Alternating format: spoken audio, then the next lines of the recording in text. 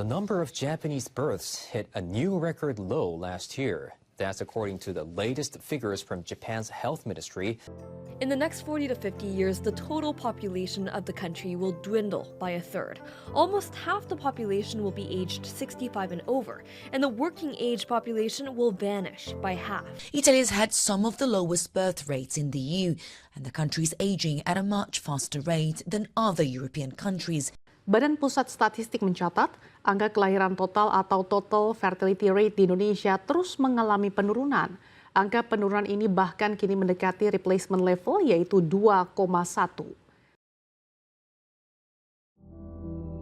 Selama beberapa dekade, dunia khawatir akan ledakan penduduk. Namun kini sejumlah negara justru mengalami tantangan sebaliknya. Semakin dikit bayi yang lahir. Sementara jumlah penduduk lanjut usia terus bertambah. Jepang, Korea Selatan, Cina, hingga beberapa negara di Eropa mengalami penurunan angka kelahiran yang signifikan. Akibatnya, jumlah generasi muda terus menyusut. Fenomena ini memunculkan pertanyaan besar.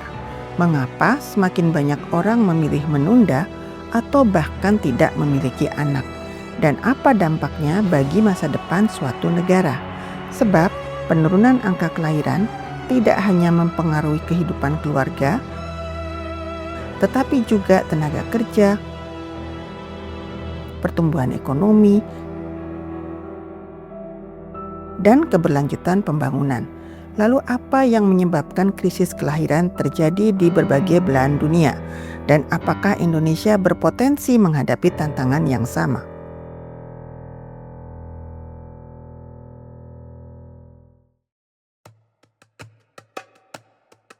Angka kelahiran di Jepang pada tahun 2025 tercatat rekor terendah dalam sejarah. Jumlah bayi yang lahir di seluruh negeri turun menjadi sekitar 671.236 bayi. Lalu kemudian tingkat kesuburan atau fertility rate juga merosot ke titik terendah, yaitu 1,14. Korea Selatan pada tahun 2025 juga tercatat fertility rate sebesar 0,80, sementara itu jumlah total kelahiran mencapai 254.500 bayi.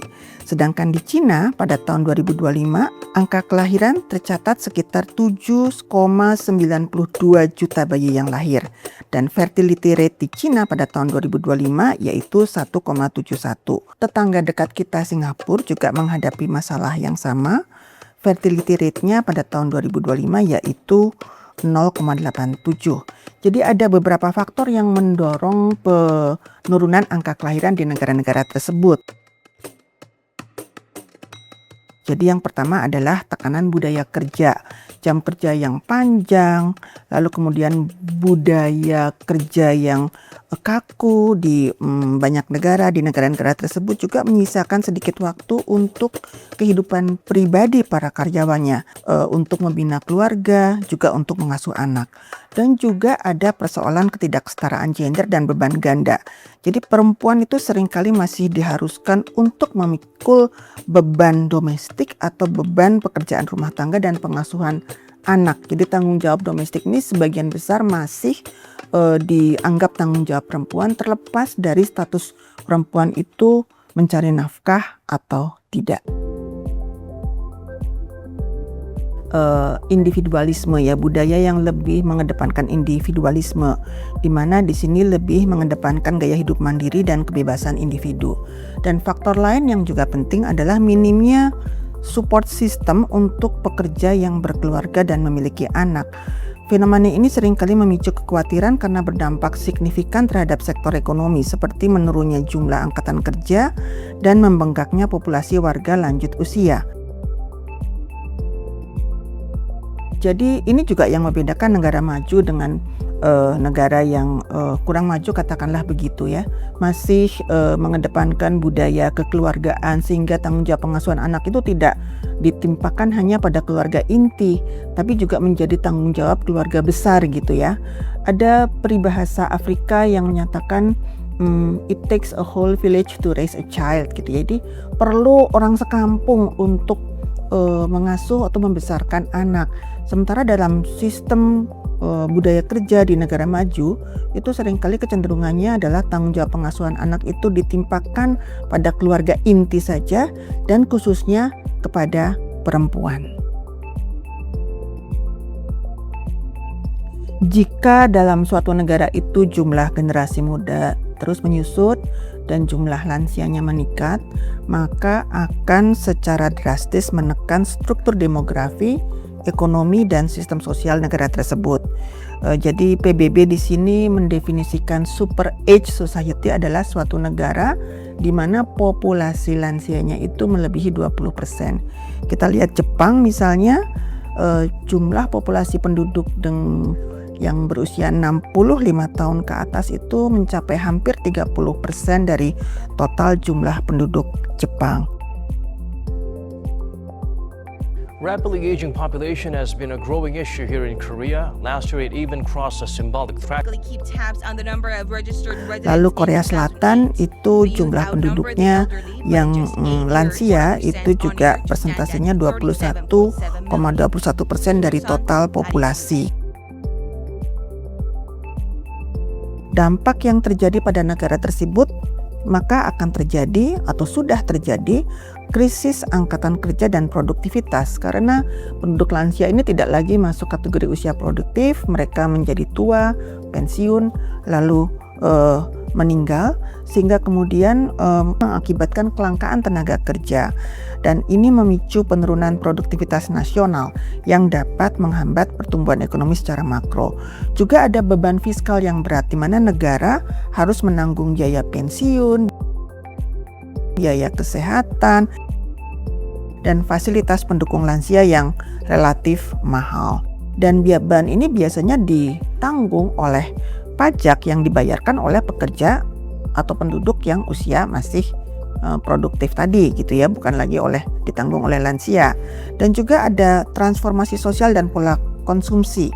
Dinamika keluarga menjadi berubah di mana kelompok muda atau kelompok produktif ini memiliki beban ganda untuk merawat orang tua sekaligus merawat anak mereka atau kita kenal dengan sebutan sandwich generation.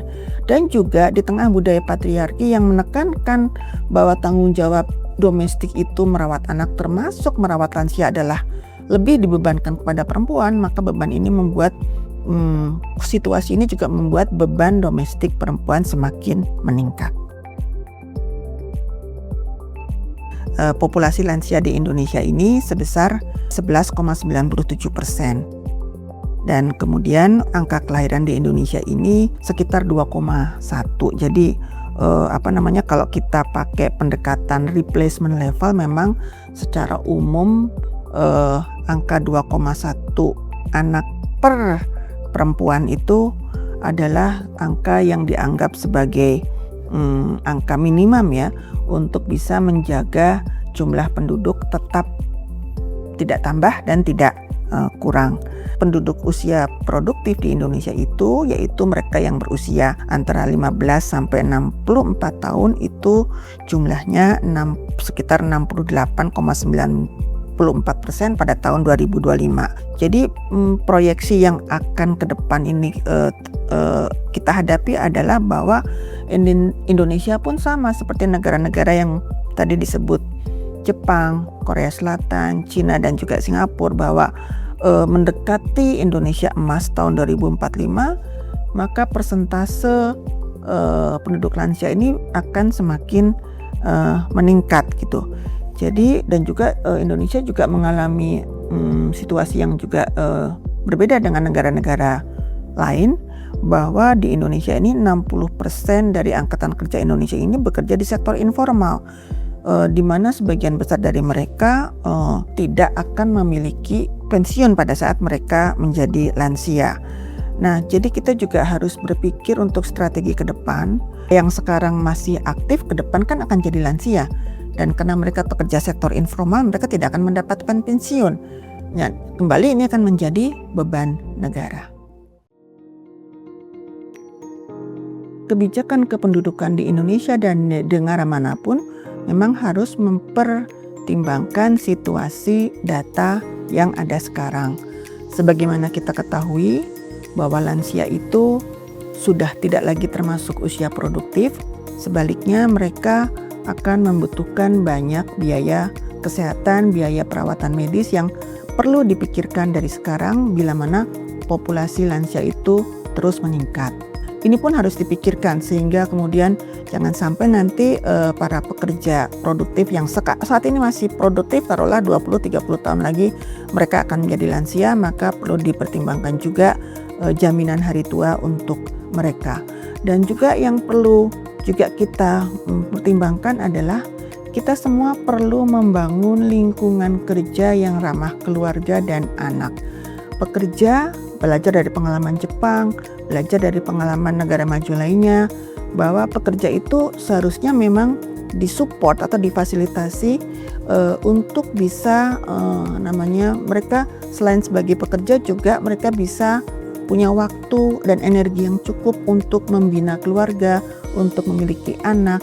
Beban kerja domestik seharusnya tidak dibebankan hanya kepada perempuan, tapi harus lebih di-share secara berimbang antara laki-laki dan perempuan.